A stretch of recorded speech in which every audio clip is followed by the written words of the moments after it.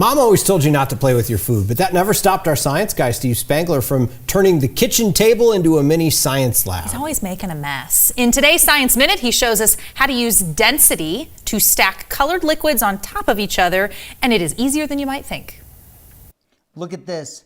5 different colors there, clear to blue, and you can actually, watch this, layer them in a straw. What's the secret to this?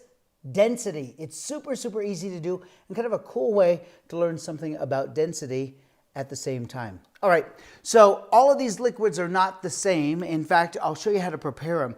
We start here with 5 cups. So they're all going to have water, and in fact, the same amount of water. So density is mass divided by volume. So we're going to keep the same volume in each one of these, same volume, but we're going to add something to each one of these, not just food coloring, but we're going to add table salt, all right?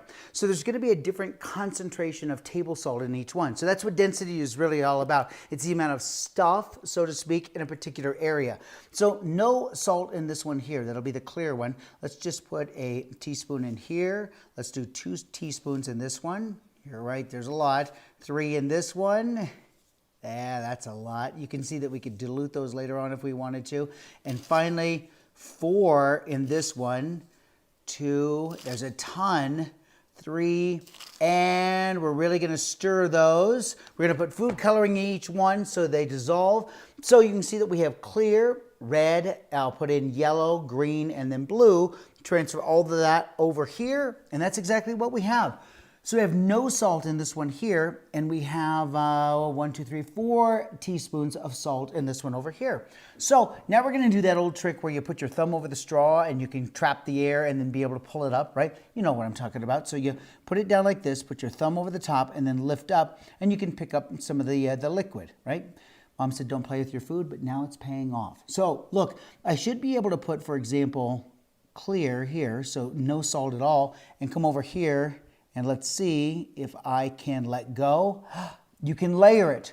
See, no problem at all. Now, if you do it the opposite way, though, that's when you run into problems. So if you start blue here, and now we take it over to clear, and we put it in there, well, look at how it just all mixes. It doesn't layer at all. So if you didn't know the concentrations, you could kind of try it this way. Let's see. I think that that red is going to be less dense than the green. So we'll do our holiday colors right there and slowly let it up and in there.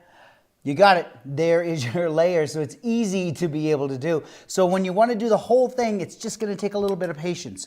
Ready? So we dip it down, we let go, and we put it down into the next one and just let your thumb go. The air pressure pushes it up. So that's our next layer there. You just kind of got to guess how much each one can go down. The taller the glass, the easier it is to do.